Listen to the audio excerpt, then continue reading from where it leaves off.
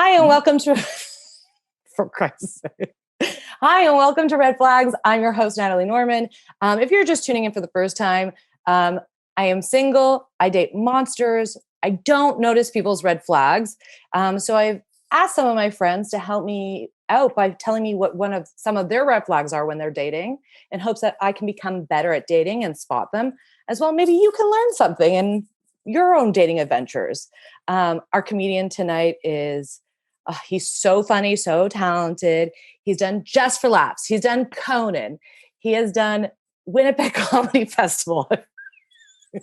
he has an album. He's done Comedy Central, right? Close enough, yeah. It appeared on Comedy Central digital platforms. Same thing. Please welcome Nick Nemeroff. Woo, what's up, everybody? I should start off by saying I'm a little high, so and I keep on trying to force pot on Nick, which is the weirdest thing. But Nick, how are you? I'm good. I am not high, but I'm having a great time. Feel excited that I get to be on your podcast, and I feel like podcasts are awesome. That sounded like a load of shit. No, podcasts are a great way for all of us to get our ideas out there. We don't have mics now. We don't have shows. We need to get our opinions out there. And so I cannot wait to get mine out there and tell everybody what I hate about women. Oh my God. No, but you're okay. Well, hold on. Before we get into it, are you dating in this COVID times? I am dating in this COVID time. Very weird time. Yeah. Have you noticed that, like for me, I'm also dating or trying to date, and that like it feels like the Wild West? I guess I wasn't alive back in the Wild West days, so I don't know how much it feels like that. But I have noticed it's very weird when I would say 99.9% of my dates pre-COVID were like meet up at a bar for a drink. And now where are they? And now, well, it was outside when it was, weather permitting in Canadian summers to go outside. It was actually pretty fine. And now that it's cold here, I don't know what's going to happen now. I'm going to try to suss out if I think this person's going to kill me if I go to their house or something for a drink. I mean, that's the worst part is like, for me is like, this was supposed to be my year of being a little bit of a slut. Mm-hmm. And I've really that was your big resolution. Yeah, for 2020, Natalie's going to be a whore. But I've reeled that in because I don't trust anyone. Even when they're like, nothing's wrong with me, I'm like, are you sure? Are you sure? And like the way people wear masks. Right. Definitely, yeah. I have been a bit scared of all that. Then I also am like, it's easy for if someone is very hot for that to trump my being scared. Unfortunately, for my simple mind. I mean, it's also for my simple mind. I mean, like just for like an example, like I went on a date with someone I hadn't kissed anyone in so long, and I was so attracted to the person that like I didn't even remember to ask. Like we went on the date outside. I didn't even ask. I wasn't like, oh, like when's the last time you kissed someone? Like, have you been tested? Nothing. I was just like, kiss me. So yeah, sometimes you want to be kissed, you know? Well, yeah, and it was good. So there you go. And I imagine no COVID symptoms since then. Yeah, it's been a few weeks, so no COVID since then. That's great. Praise Jesus. Okay, so tell me what your red flag is. I actually think your red flag applies both to men and women, because you did tell me what it is, but let everyone know. That's true. I think my red flag I think does apply just across the board. I think anyone who has, and I do feel bad already off the bat, this is gonna maybe upset some people, but anyone who has an amphibian as a pet. Okay, who? Like any kind of like reptile, amphibian. I just don't understand the want of that, and I've only had bad experiences. You You look in this moment so scarred. Oh. So I'll say, you look scared. Clearly something happened. But before we get into that, if you even want to get into that, do these people put their reptiles in their Tinder bios? Sometimes they do, and I kind of appreciate that. Or they'll put them in a picture, you know, like holding a giant wet lizard or something. And I do feel like that is helpful because it's sort of you know, I know to swipe left there. But on occasion, I have gone to somebody's house for the first time meeting them, or the first time that I go to their house, and they show me their pet, and it is I don't know how to act like it's cute to me, you know. I just like mostly try to stay far away from it.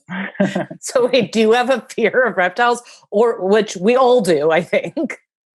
Well, I remember as like when I was in like, I don't know, when I was like 8 or 9 or 10 years old, around one of those ages, I feel like I went to like, or even had a reptile like birthday party where like a man would bring over a bunch of these reptiles, and I got to like, you know, touch a snake and see like a spider eat a bug or something live, like in my basement.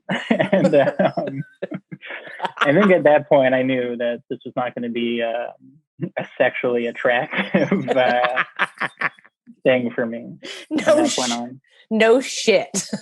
Yeah. I mean, at this point, like I would pay anything to be on the, like a fly on the wall in that situation where someone's like, to you specifically, is like, hey, I have a pet.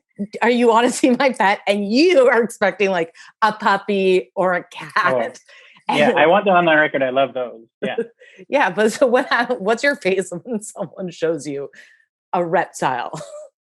I would say my face is like Macaulay Culkin in Home Alone, and he's like strange like that. But it's all internal, and on the outside, I'm like, cool, this is awesome. Can they pick up on the way you're saying cool? Because if some guy said that to me, I'd be like, he does not like this. I think if you have a reptile or an amphibian like that, you're already kind of bad at reading social cues and situations. So I think they don't pick up on it. I mean, I think yeah. I was just going to say this. Yeah. One person who I went over to their house, she was like, yeah, do you want to meet Juju? It wasn't like Juju, but it was a name like that. I can't remember the name, but it was a very like cutesy, you know, rhyming name. And I was like, oh, sure. And then it was basically like a translucent lizard with like red fire hair. And I was like, and it was living in water. And she picked him up with her bare hands and like, you know, wanted to like offer him as like I could like pet him, but I was like, oh, I'm good. I didn't bring my my scuba suit. I don't want to touch this thing. I can't. If this happened to me, I'd be like, this person's also going to murder me and feed me to this animal. Yes, and then she also did feed him a live worm in front of me. That's so awful. And I also like the way you were like petted. Yeah, I was just trying to, I don't know, make the situation seem normal. I was like, I guess it's an animal and you pet it, even though he lives in water and like looks like I can see like his heart and his lungs. I would probably have to make an excuse and be like, I don't feel well, and leave. I don't think you did, but no, I wish I had though. That's a good thing to use in the future if this ever happens again. My question is, do you think, I mean, we shouldn't be gender specific, but for the sake of it, do you think men or women with reptiles, which gender is like more alarming to have a reptile? Well, it's hard not to just say men for every single, you know, whatever is a red flag, it's more alarming if a man has it. But for this one, I'll say women, again, just to choose a side. But I think maybe because I don't know. It just like it maybe also makes me feel bad that they're interested in me. They like can love this like very what I would say like disgusting kind of animal, and I'm like, this is what you're into, and now it like reflects on me. I'm like, damn, I gotta get to become less slimy. I mean, that's the craziest leap. And I do appreciate it. I mean, I actually agree with you. I think we expect little boys to be into reptiles. I mean, as they grow up to adulthood, I would expect them not to have them as pets. Right. It is horrifying. Like that that weird petting farm thing that you had at your birthday party. They also I forgot about that till truly this conversation. But I can picture a picture of me in our like family album, and I'm like so scared, but my hands are on a python or something, or whatever big snake he brought. I think I wanted to pretend that I really liked it, but I was truly scared on the inside. I mean, how could you not be scared? I will say, like, that thing used to happen at my summer camp, like my sleepover summer camp on Saturdays, because it was a religious camp. They would like have activities where you didn't have to be so active. And a man would come every like month. I went 2 months with all the reptiles, and all the kids were into it. And I was like, this is a lot. Like, why are we doing this? I don't want to touch a snake. I remember the snake peeing on people, which I like don't understand. So yeah, I mean, this is a good one because I've heard before. One other man I know went on a date with a woman who had a snake. Right. I would put snake in, I don't know if snake is technically amphibian, but I would say that is an all-encompassing, yeah, snakes, lizards, slimy things. I mean, fish even for me is in that. Fish is, I don't know, something different for some reason. To me, it's sorry. Yeah. I was just going to say, like, it doesn't evoke that same, like, feeling of disgust, I guess. I mean, it's not as disgusting, you're right, but it's still that weird, like, realm, in my opinion. What I will say is just, I think it's a lot. I think it's a lot to have any of these. And I wish people, you know what, there should be an app for those people to meet each other. That's a good idea. An app exclusively for reptile freaks to meet up. And then they can have, you know, their reptiles be friends with each other and like weird mixed amphibian and snake babies or something. Which is truly horrific. I would have remembered what I wanted to say is that the other person I know who ended up going on a date with someone who had a reptile, she put the snake on herself and then danced. Wow. And this was in Toronto. This was off of Tinder. So that is wild. I would be, it almost seems like the snake is in charge at that point. It's very Britney-esque. Very. Yeah, it is very Britney. Okay. Well, do you have any other red flags you want to share with us? I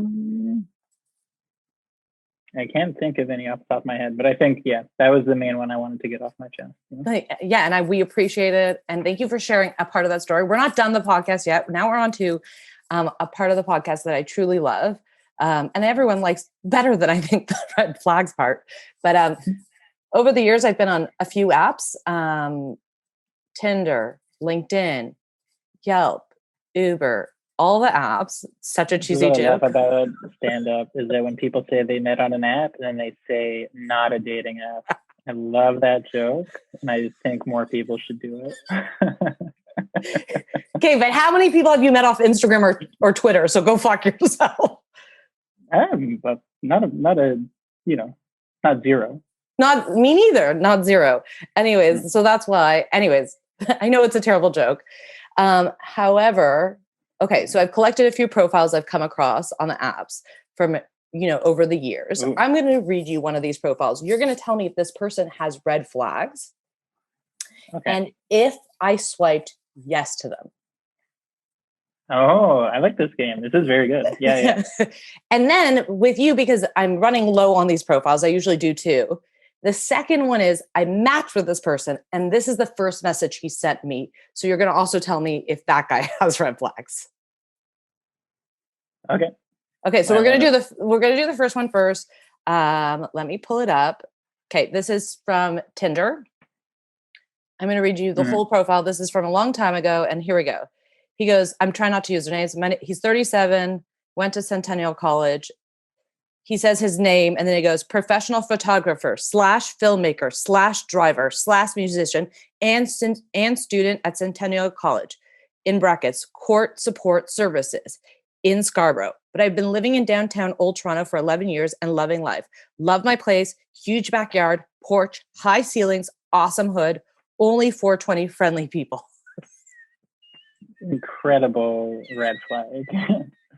This guy is trying to only use his house as his coolest and like most outstanding aspect is maybe he just feels really bad about himself. So I feel bad, but that is brutal.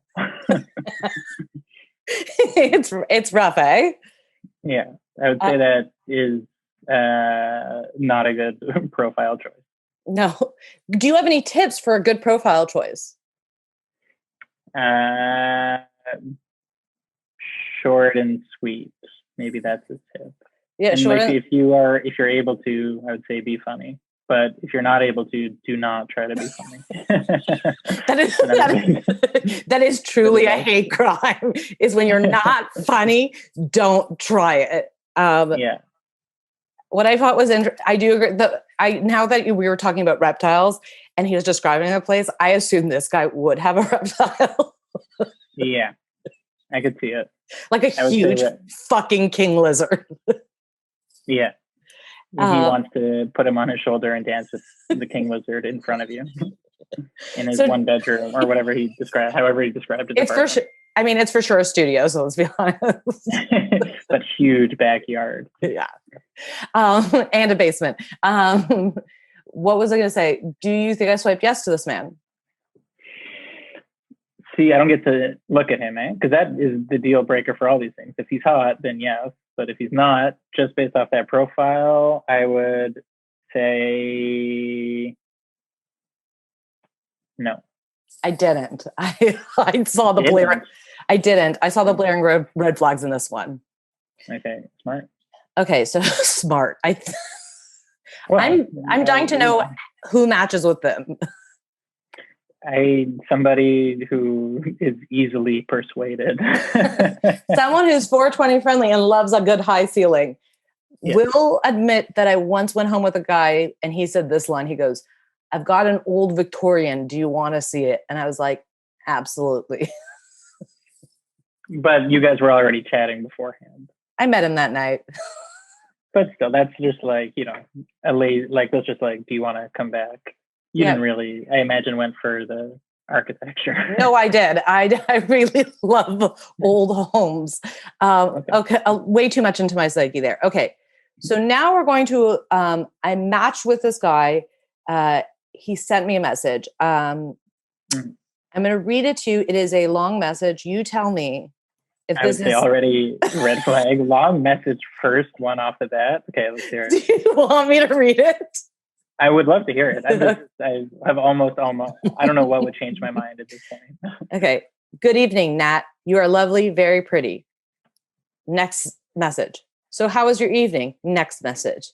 Oh, are you messaging me to meet up and have an erotic encounter? Next message. LOL. Next message. Or to cuddle. There's more. Next message. So I'm a tall, good-looking white guy, good shape, but hiding a total nerd. I used to box amateur and almost went to the Olympics. ... Lennox Lewis went instead. LOL. I'm a film and TV buff. I also write part-time. I'm recently... There's so much more. I'm recently... Have you responded at all at this point? Hold on. Okay. There's more. I haven't responded at all.